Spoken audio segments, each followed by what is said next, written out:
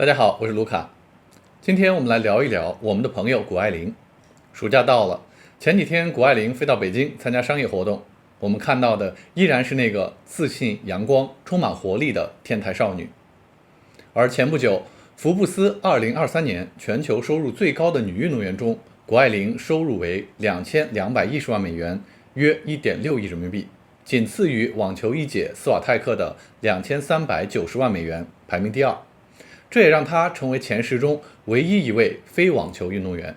她的场外收入高达2200万美元，排名第一，可见她的商业价值有多高。而另一位中国网球运动员郑钦文排名15位。这位才20岁的女孩已经取得如此巨大的成功，除了天赋，还有哪些成功的秘诀？有哪些是普通人也可以学习的？有哪些是我们也可以用来教育孩子的呢？谷爱凌2003年9月出生于美国旧金山，成长过程中主要由母亲谷燕和外婆冯国珍照顾。她的父亲究竟是谁，也曾经引发普遍的关注，甚至有传言说他是利用精子银行所生。谷燕也只透露过谷爱凌的父亲毕业于哈佛大学。不过，父亲究竟是谁也并不重要，反而证明了单亲母亲也可以培养出性格健全并且如此成功的孩子。谷爱凌的母亲谷燕出生于北京，在北京大学毕业之后赴美留学，攻读生物学硕士，之后又前往斯坦福大学取得 MBA。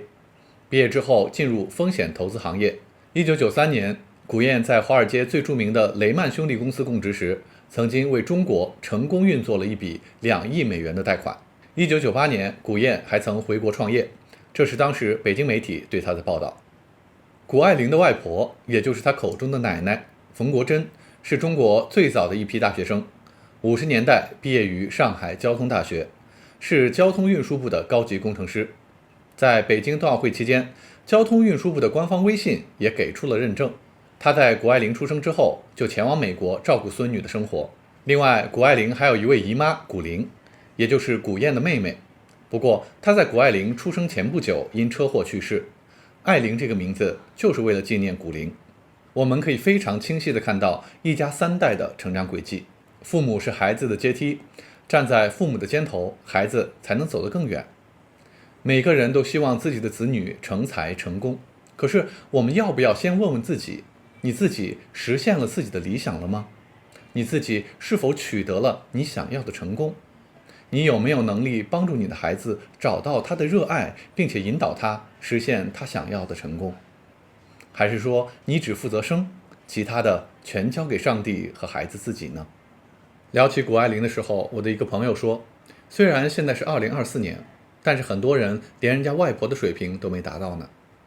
虽然是现实，但是我们关注谷爱凌，不是为了和她比家庭、比父母、比天赋，而是希望了解她的母亲和外婆如何培养孩子，以及谷爱凌在成长的路上有哪些是我们普通人可以学习的。如果简单粗暴地把她的成功都归因于家庭和天赋，未免过于浅薄。把这样一个优秀的女孩当做一个茶余饭后八卦的对象，也实在是浪费了一个宝贵的学习机会。谷燕对于谷爱凌的培养与东方的家长完全不同，更接近于西方精英的教育方式，同时更加尊重孩子，不论孩子年纪多大，都把他当作一个人来看，尊重孩子的感受，尊重孩子的选择，自己则是给予引导和建议，不会粗暴的干涉。他几乎是以全职的方式陪伴谷爱凌的成长。我觉得呢，是我找了一陪玩的，说我喜欢滑雪，这还来一个比我滑得更好的，然后还能陪着我滑，特别心里也觉得，我说你长大不用感谢我，你是一点都不欠我的，要是欠我就我谢谢你就行。他也让我做自己的选择，他虽然会指导我，但是他不会说我必须做一件事情。很多人都知道这样的理念，生育孩子不是为了让孩子养老，也不是把它当作实现自己目标的工具人，而是真心的希望陪伴孩子成长，享受这一段人生经历。可是真正能做到的又有几个人呢？我们都能看到谷爱凌自信满满，即使在父亲缺位的情况下，依然性格健全，阳光开朗。这绝对不是靠天赋就可以的，一定是母亲和外婆努力的结果。批评打压几乎是每个东方孩子的家常便饭。我们的父母认为这样是为了孩子好，让他们不要骄傲，继续努力。可是殊不知，对于心智还不够成熟的孩子而言，批评打压多了，会让孩子认为自己不够好，自己不值得被爱，自卑就这么一点一点建立起来了。当孩子成年之后，即使意识到了自卑的问题，想要彻底解决也非常困难，需要花费多年的时间和努力。我的一个朋友说过，他小的时候非常喜欢唱歌，而且唱得还很好，在学校的合唱队是领唱。可是每当他在家里唱歌的时候，总是被父亲制止，并且说他唱得难听。后来他就再也不敢在公开场合唱歌了。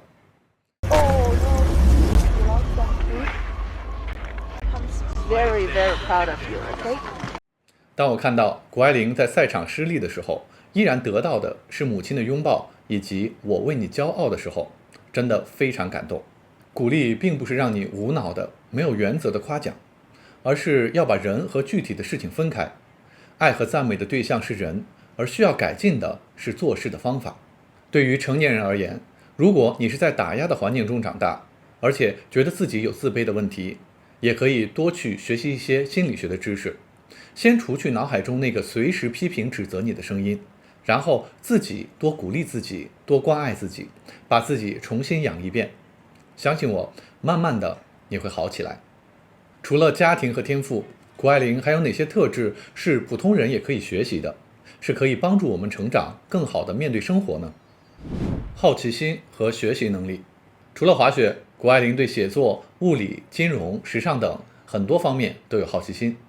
她会通过各种途径去学习自己感兴趣的领域，而且她知道如何高效的学习，不论是一个新的滑雪动作，还是做模特、拍照，或是大学里的课程。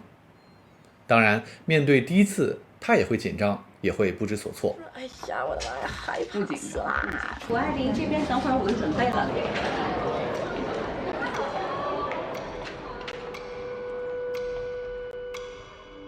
但是他能够专注高效的学习，勇于挑战新的东西，而且成功经验多了之后，在面对新的未知也会更加自信，因为你知道你学得会。终身学习在当今社会已经成为一种必须。有没有发现，大学生在大学里学的知识，还没有走出校门就已经过时了？前几年风光无限的程序员，还不到20年就已经进入了裁员的重灾区。AI 写代码已经成为现实。学习能力是我们最重要的核心能力，而且这个能力也是可以通过学习不断提高的。情商。每次看到谷爱凌的采访，我都很难相信这是一个20岁的女孩。她自信、流畅，恰到好处地面对媒体刁钻的问题，就算很多专业的公关都比不上。从一出道，她的国籍问题就是八卦的中心。我们来看一看她在18岁的时候是如何教科书般地回答国籍问题的。I definitely feel as though I am just as American as I am Chinese. I'm American when I'm in the US, and I'm Chinese when I'm in China. And I've been very outspoken about my gratitude to both the US and China for making me the person who I am. 其实他已经把答案说得很清楚了。这个精彩的回答，当年也被其他冬奥会的规划运动员拿来应付记者。除了应对得当，他回答问题还非常真诚。我看了很多他的采访，即使是商业性的活动，他的聊天也能让我一直看下去。不会觉得官话套话无聊，而且他的语言具有感染力，看完之后也会被他的自信和热情所影响。但是令我非常意外的是，谷爱凌竟然说自己性格内向，她在私下会更喜欢独处，而她的妈妈谷燕是外向的，更喜欢从和他人的交流中获得放松。所以这也说明了社交能力、情商都是可以通过学习提升的，内向的人也可以成为社交达人。我们之前也有一期视频专门介绍了提高社交能力的方法，内向的朋友可以去看一看。说到情商，除了敏锐地感知他人的情绪，还需要照顾好自己的情绪，所以敢于拒绝他人，划清自己的界限也非常重要。你工作餐会对热量有什么要求吗？我这能吃完饭再说吗？我终于有就是终于自己的休息时间，我已经工作一天了。Sorry。谷爱凌在拒绝了记者拍摄之后，也毫无内疚，而在旁边的母亲也并没有指责她，而是尊重她的决定，给她空间。其实情商再高的人也会有自己的情绪，接纳情绪是第一步，坚定而明确地划定自己的界限，拒绝他人的入侵，是对自己的保护和安慰，而且不需要对他人有任何的愧疚。面对恐惧，在采访中，谷爱凌不止一次提到自己对恐惧的态度。她还在《纽约时报》发表文章，我承认我爱上了恐惧。她的原话是，无论任何时候，面对恐惧，我都会是一个无可救药的浪漫主义者。恐惧可以算是3种不同感觉的总称：兴奋、不确定和压力。如果这些感觉能被识别和积极的利用，那么每一种感觉中都有一些微妙的信号可以帮助你成功。而如果被忽视，这些信号很可能就会使你受伤的前兆。我们要违反自己的生物直觉，把自己置于风险之中，并非无视恐惧，而是要培养深刻的自我意识，并进行深思熟虑的风险评估，从而与恐惧建立起独特的关系。而谈到压力时，谷爱凌也给出了她自己面对压力的办法。压力是一种非常直观的感受，它一般是通过增强自己的自尊，并尽量减少对于外界肯定的需求来对抗压力的。无论孤身一人还是面对整个世界，都专注于滑雪所带来的快乐。很多时候，我们的压力来自于对他人看法的过度在乎，或者想要控制不可控的结果。谷爱凌应对的方法正是通过减少对外界肯定的依赖，以及提升自信，更好地完成高难度的动作来对抗压力。相信如果我们也能一次次地直面恐惧，利用压力拿到想要的结果，慢慢的你也会爱上恐惧。不内耗，专注当下。作为职业运动员，谷爱凌要在全球多地训练比赛拿金牌，还要完成大学里的各项课程拿高分。此外，她还要出席各种商业活动赚大钱。她的行程很可能是同龄人的3-4倍，甚至更多。我非常羡慕这样高能量的人，他们一天之内可以完成很多的工作，而我在很长一段时间里，一天只能专注完成1-2件重要的事情。如果行程排得太满，就会一直感受到压力，而且完事之后会非常疲惫。有没有跟我类似的朋友呢？从谷爱凌身上，我发现了高能量的秘密。除了作为运动员身体条件好有活力之外，更重要的就是她真正的做到了专注当下，不内耗。能想到什么会让我最高兴的一件事，然后去做。这个道理很简单，但是有几个人能真正做到呢？你能够高效专注的工作学习多长时间？你能够不胡思乱想他人的评价看法吗？我分析自己之后就发现，在身体健康的前提下，还是经常处于低能量状态，最大的原因就是内耗严重。在做事之前就会想很多，比如会不会有什么意外发生？要是做得不好怎么办？自己会不会有什么失误？大脑在不停地纠结。如果第二天有重要的事情，前一天晚上就一定睡不好觉。第二就是难以专注，做事的时候总是分心，效率低，导致花费更多的时间。降低内耗，不要过多的在乎他人的评价，对于自己不能控制的事情选择放手。还有就是要允许自己犯错，不要完美主义。内耗对于很多人来说已经成为一种无意识的习惯，想要改变，首先就要意识到这个问题，然后在发现自己胡思乱想的时候，一次一次的纠正自己。我自己的经验是，需要经过很多次这样的自我纠正，才能逐渐减少内耗。至于如何提升专注力，我之前有一期视频专门讲了这个问题，有需要的朋友可以观看。多尝试，寻找热爱。如何找到自己热爱的领域？其实就是多尝试。谷爱凌有过许许多多的尝试，钢琴、唱歌、田径、骑马、篮球、滑冰等等，数不胜数。最终，她选择了自己最爱的滑雪。当然，这种尝试也是需要家庭支持的。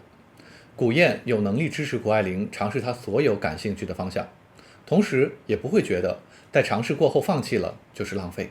这对于普通家庭来说可能做不到，但是还是有办法的。可以在自己能够承受的范围之内，让你的孩子多尝试。如果谷爱凌每年可以尝试10个爱好，普通人可以尝试3个。如果父母不能支持，在你成年之后，也可以自己支持自己，在感兴趣的领域尝试学习，只是会慢一点。多尝试就一定会找到自己热爱的方向。找到了热爱，你就不会迷茫，才能目标清晰，连努力都会变成一种享受。谷爱凌6岁就知道自己想上斯坦福，11岁就明确想要参加冬奥会。找到热爱也能让人变得更加自信。其实我最希望的是每个人能找到自己的热爱，然后找到自己的自信，通过很多不同种的方式，因为每个人都有自己的个性，对吧？对，我不想让所有人都变成像我一样，我想让所有人都变成像我这样去热爱自己的任何事情、梦想。面对失败，对于天才来说，失败也不可避免。谷爱凌在比赛训练中也多次骨折、脑震荡，与冠军失之交臂。但是面对失败，她的态度非常的积极正向。失误是正常的。我比如说滑雪的时候，可能90%的时候都在失误，因为10%能做的完美就已经很好了。所以我觉得正常生活也是一样。你不能一次又一次以同样的方式失误，失误之后你怎么去学习改善才是最重要的。而且不能纠结于已经发生的事情，要去想下一步该怎么办。面对比赛，人人都想拿冠军，都想得第一，可是没有人能够永远是冠军。为什么很多西方运动员拿了银牌或是铜牌也兴奋雀跃？我在谷爱凌这里找到了一些答案。敌人不是别人，别人想做多好去做多好，敌人是什么东西不让我做到我最高兴的，就是敌人。摔跤、受伤，这些东西可以算我的敌人。现在我觉得高兴的东西不是因为得到了这些金牌，而是因为我做到了一个我很努力做的一件事儿。最自豪的东西不是因为我滑的是世界上第几名，我自豪的是因为我能害怕做这件事儿，然后再去做。敌人不是其他的运动员，而是阻止你做热爱的事。开心也不仅仅是因为得了金牌，而是通过努力做成了一件很困难的事情。有了这样的心态，每一次训练、比赛都是在做自己热爱的事情，本身就很开心。即使没有夺冠，也不会过于失落，因为做热爱的事情一定会长期持续下去。专注在自己身上，总结失误，下次再来就好了。以前听到这些道理的时候，我总是怀疑，这只是一些漂亮的场面话，真的有人能做到吗？谷爱凌自始至终的真诚，也让我相信她确实是这么想，也是这么做的。在我自己找到热爱的事情之后，也真的会感到一时的成败并不重要，而且觉得犯错是一件好事，它给我提供了进步的机会。而且我深深的相信，这件事情我会一直做下去，而且会越做越好。内心强大。18岁在北京冬奥会获得2金1银，一炮而红，在此之后也引发了不少的争议。在社交媒体上，有众多支持谷爱凌的粉丝，同样也有不少攻击质疑的声音。大部分人都会对负面评价格外在意，很多明星甚至关闭了评论功能。而对于才20岁的谷爱凌来说，她却能够以非常成熟的态度看待网络恶评。 I'm in control of my life, right? If you don't like what I'm doing, you don't have my life. Like, oh, you don't like my new trick? Then don't do it. Like, great, you know, that's good for you. Everybody's entitled to their opinion, but I'm entitled to not listen as well. My goal is to spread positivity. If your goal is to spread negativity, do that. It's your prerogative, but I'm not going to have any part in it. 除了在社交媒体，这样的态度也适用于我们在生活中对待他人的评价。每个人都有权发表自己的意见，但我也有权不听。这样的自信，这样的底气，来自于清晰的自我认知。我非常清楚我在做什么事情，我想要的是什么结果。在准备这期内容的过程中，我几乎看遍了所有谷爱凌的资料，也试图去寻找上帝究竟给这个天才少女关上了哪一扇门。不过到目前为止，我还没有找到。但是我依然会选择用看待人的视角去继续关注她。没有发现，很有可能还是因为我们距离她太远了。谷爱凌的精彩人生还在继续，她表示还会代表中国参加2026年冬奥会，而且还会写关于自己的书。我其实非常期待她的书，想看看在滑雪之外，她如何面对人生的各种问题，比如爱情、离开赛场后的新事业、可能的人生低谷等等。